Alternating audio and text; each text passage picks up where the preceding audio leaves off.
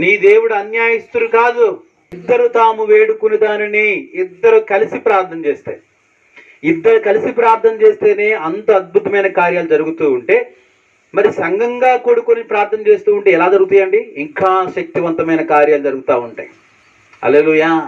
నిజంగా మన గృహానికి సంఘమంతా వచ్చి ప్రార్థన చేస్తున్నప్పుడు మన కుటుంబానికి ఎంత దీవెనో కదా.